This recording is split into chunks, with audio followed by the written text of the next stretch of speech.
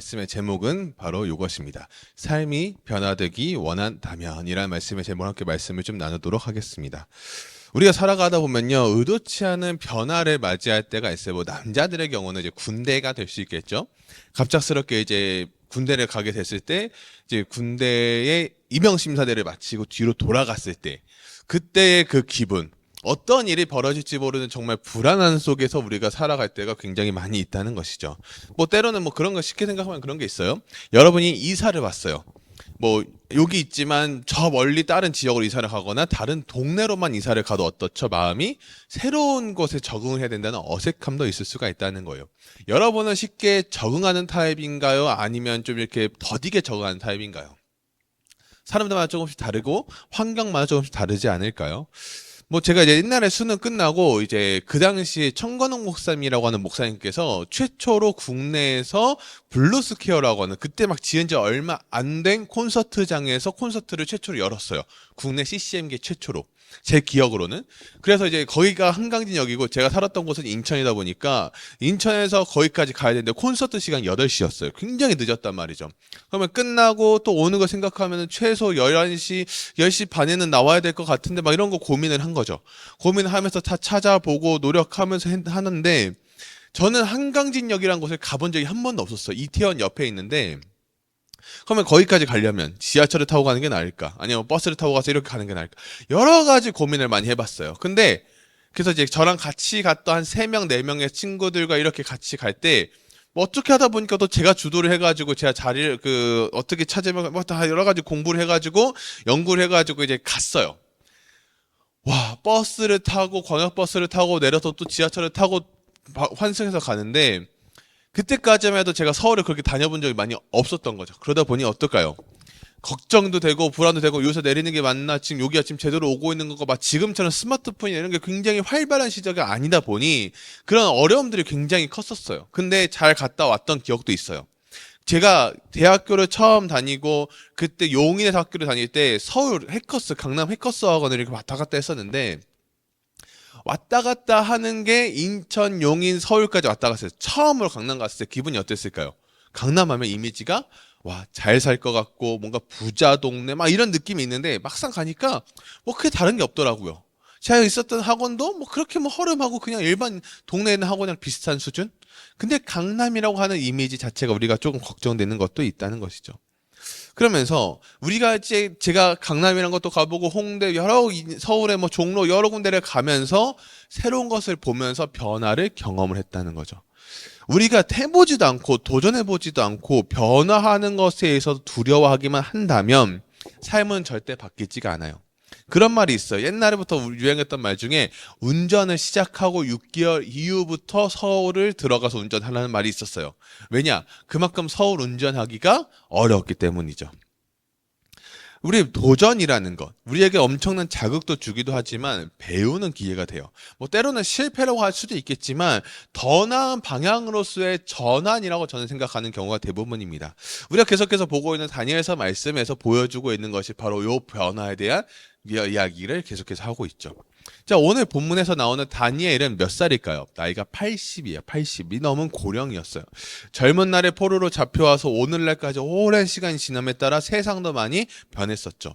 왕도 느부갓네살에서 지금 오늘은 다리오 왕까지 이르게 됐습니다. 다니엘에게 배울 수 있는 여러 가지 점들이 있겠지만 세월이 흘러도 하나님을 향한 절대적인 믿음을 지키며 세상에 큰 믿음의 영향력을 끼친 사람이 바로 다니엘이었어요. 여러모로 어수선한 이 상황 속에서 다니엘은 어떻게 믿음을 지킬 수 있었을까? 자, 오늘 본문 통해 한번 살펴보려고 하는데요. 자, 1절과 2절 보니까 이렇게 나와 있어요. 다리오가 자기의 뜻대로 고관 120명을 세워 전국을 통치하게 하고 또 그들 위에 총리 셋을 두었더니 다니엘이 그중 하나이라. 니는 고관들로 총리에게 자기의 직무를 보고하게 하여 왕에게 손해가 없게 하려 합니다. 야, 여러분 보세요. 뭐 이 본문 가지고 다양한 이야기를 할 수 있겠지만 이 본문에서 딱 처음 1절에서 뭐가 보이죠? 다리오가 누구 뜻대로? 자기의 뜻대로. 분명히 그 앞에 벨사살, 느부갓네살 왕들을 통해서 하나님을 경험했겠지만 들었겠지만 지금 동일하게 하고 있는 게 무엇입니까? 자기의 뜻대로예요. 사람은 쉽게 바뀐다, 안 바뀐다? 안 바뀐다. 고관 120명 세운 그 이유는 무엇이냐? 그중 한 명 다니엘을 총리로 세운 이유는 2절 마지막에 나와 있죠. 왕에게 뭐가 없게 하려고요? 손해가 없게 하려고요. 그게 지금 인간의 모습이에요. 왕은 백성을 돌보아야 되는데 자기에게 해가 없게 하기 위한 방법이 무엇인가를 고민하며 찾았던 다니엘의 그 모습. 자, 3절 볼까요? 3절 보니까 이렇게 나와 있어요. 다니엘은 마음이 민첩하여 총리들과 고관들 위에 뛰어남으로 왕이 그를 세워 전국을 다스리. 여러분 생각해 볼까요? 지금 다니엘은 포로로 잡혀왔던 사람이었는데 지금 어디에 위치에 올라 있습니까? 총리. 근데 지금 왕의 신임을 100% 지금 차지하고 있는 사람이 바로 이어 다니엘이었어요. 나이가 80 넘은 자가 총리라는 엄청나게 중요한 직책을 맡긴다는 것, 주변 사람들의 시선은 어땠을까요? 그를 질타하고 그를 싫어하기 시작하겠죠. 다리오 왕에게는 도덕적, 정신적 기강을 바로잡을 수 있는 사람이 필요했고 그 임무가 바로 다니엘에게 맡겼다는 것이죠. 나이는 많았지만 마음만은 늙지 않은 다니엘에게 중요한 임무를 맡긴 거죠. 그렇게 다니엘을 통해서 나라가 잘 세워지면 좋겠지만 다른 총리, 다른 지방 관리들은 어떻게 됩니까? 다니엘의 모습을 좋지 않게 보이기 시작합니다. 그래서 다니엘의 흠을 찾으려고 어떻게 하죠? 4절 말씀 보니까 이렇게 나와 있어요.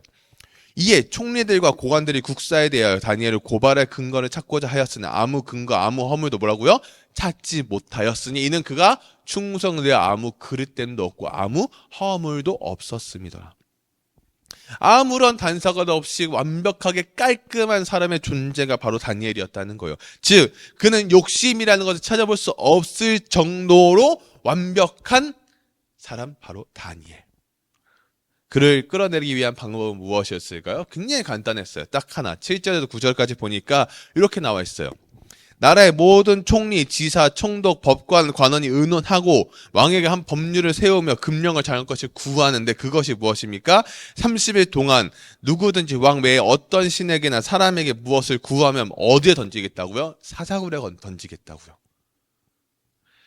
다니엘을 끌어내릴 수 있는 방법은 딱 하나였어요. 하나님을 섬기는 다니엘이 하나님 이외에 다른 것을 섬기게끔 만들면 다른 사람들 하나님, 그러니까 왕 이외에 다른 하나님, 다른 신들을 섬기는 모습을 발각하면은 30일 동안 그것이 지속되면 그를 끌어버리겠다. 사자굴에 던져버리겠다. 그래서 왕에게 말을 하고 왕은 어떻게 합니까? 9절에 이렇게 나와 있죠. 이에 다리오 왕이 조서에 왕의 도장을 찍어 금령을 내리라. 자, 1절에 봤듯이 자기의 뜻대로 나와 있던 다리오 왕이었죠. 즉 여기서도 동일하게 무엇이었습니까? 자기에게 유익이 되면 하는 거예요. 나에게 만족이 되고 유익이 되고 나에게 무언가가 특별하게 무언가가 된다면 하는 게 바로 다리오 왕이었다는 거예요. 그런데 다니엘은 이 사실을 알았을까요? 몰랐을까요? 당연히 알았겠죠. 당연히 알았는데 30일 동안 하나님을 예배하든 포기하든 무언가를 해야 하는 이 상황 속에서 엄청난 기로에 서 있는 이 상황 속의 10절 굉장히 중요한 본문이에요. 같이 읽어보겠습니다. 시작. 다니엘이 이 조서의 왕의 도장을 찍힌 것을 알고도 자기 집에 돌아가서는 윗방에 올라가 예루살렘으로 향한 창문을 열고 전에 하던 대로 몇 번이 하루 3번씩 무릎을 꿇고 기도하며 그의 하나님께 감사하였더라. 알고도 전에 하던 대로예요. 사자굴이란 게 무서울 수도 있어요. 근데 사절거보다 더 두려운 하나님의 존재를 다니엘은 알고 있었다는 거죠. 다니엘의 기도 습관을 보면서 우리가 삶이 변화되기 위해서 무엇이 필요하냐? 3가지를 보고 좀 마무리 지을 텐데 첫 번째는 이것입니다. 꾸준함이 필요해요. 꾸준함이. 무언가가 꾸준하게 이루어지는 건강한 모습을 살기 위해서는 우리가 매일매일 운동해야 되는 꾸준함이 필요하죠. 재미있는 건 그렇게 우리에게 몸에 좋고 무언가를 하기 위한 것들은 굉장히 힘들다 보니까 꾸준하게 하기가 너무 어려워요. 근데 안 좋은 것들은 꾸준하게 너무 잘 돼요. 탕후루 매일 먹으라면 어떻게 하죠? 다 잘 먹을 수 있어요. 근데 야채 매일 먹어 그럼 어떻게 합니까? 으악 못 먹어요 막 이러죠. 그게 우리 모습이라는 거예요. 몸에 좋은 건 힘들어요 그러고 몸에 안 좋은 거는 아싸 그러는 우리의 모습들이 있다는 거죠. 다니엘은 전에 하던 대로 하나님을 예배했어요. 이러한 조서가 있는 것을 알면서도 그의 기도 생활은 목숨이 달려 있음에도 그 경각에 달릴 때에도 계속 되었다는 것이죠.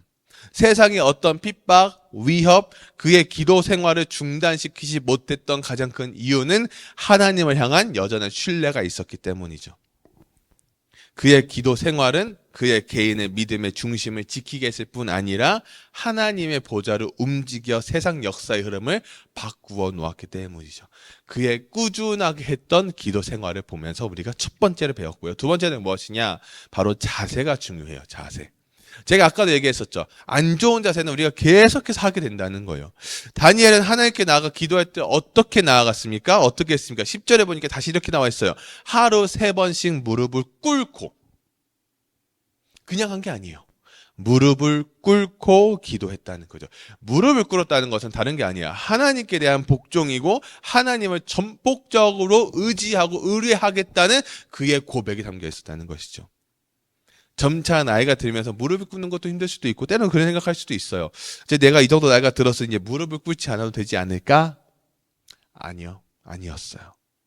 하나님께 복종하며 감사하는 마음을 잃지 않았기 때문에 이런 자세로 나아갔을 때 하나님은 그 자체를 기뻐하셨고 그의 기도를 하나도 땅에 떨어뜨리지 않고 다 응답하셨다는 사실이에요. 그래서 자세가 중요하다는 거예요. 마지막 세 번째는 무엇이냐? 기도가 문제 해결의 돌파구입니다. 삶이 변화되기 원한다면 기도해야죠. 꾸준하게 기도해야 되고요. 중요하게 우리가 자세를 잘 유지하면서 기도해야죠. 다니엘은 문제가 생겼을 때 지금까지 그가 쌓은 인생의 경험이나 자식이 자신의 지혜를 의지하면서 해결할 수도 있었어요. 아니면 사람들을 만나서 대화하면서 그것들을 풀어나갔을 수도 있었겠죠. 그런데 이렇게 하면 문제가 잘 해결될 것 같으면서도 이상하게 더 꼬이는 경험들을 하게 됩니다. 그러나 문제의 해결자는 누구십니까? 하나님 한 분이시라는 사실이에요.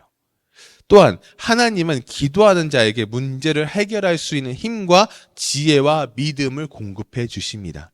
그 사람은 인간적인가 영적인가를 분간하기 위해서는 문제가 생겼을 때 이를 어떻게 해결하고자 하는가를 보면 알 수 있다는 거예요. 인간적인 사람은 기도하기보다는 자기 지혜, 자기 지식을 믿고 자기 스스로 해결하려고 하고요. 또한 감정적이 되어서 사람들과 부딪힙니다. 하지만 영적인 사람이 되면 어떻게 됩니까? 모든 문제를 안고 조용히 하나님께 기도하며 나아갑니다. 그 엄청난 차이가 있어요. 세 가지 무엇입니까? 꾸준함, 그리고 자세, 마지막 기도가 문제 해결의 돌파구입니다. 자, 이제 말씀의 결론을 맺으면서요. 오늘 다니엘의 모습을 통해 볼 수 있는 가장 큰 것은 무엇이냐? 기도의 능력, 기도의 힘이었어요. 사자굴은 무섭지 않았어요. 사자굴보다 더 크고 놀라우신 하나님이 계시기 때문이죠. 그 능력을 아직 경험하지 못했다면 좌절하지 말자는 거예요. 오늘 배웠던 이 세 가지를 계속해서 우리가 묵상해 보면서 나아가는 거예요. 마지막 그 순간에 하나님이 일하시는 경험을 할 수도 있고요. 내 예상과 빗나간 결과를 맞이할 수도 있어요. 하지만 다리오 왕의 모습을 보면 하나님의 뜻대로가 아닌 무슨 뜻대로? 자기의 뜻대로. 기도가 필요할 때만 하는 사람은 꾸준하게 하는 사람과의 차이는 커요. 삶이 변화되기 원한다면 여러분 꾸준하게 조용히 하루에 3번이 아니어도 괜찮아요. 하루에 1번이라도 하나님께 기도할 수 있는 모든 청소년 청년들이 되어 2023년을 잘 마무리하고 2024년을 준비할 수 있는 모든 청소년 청년들이 되기를 주님의 이름으로 축복하고 소망합니다. 아멘이십니까? 한 번 더 아멘이십니까?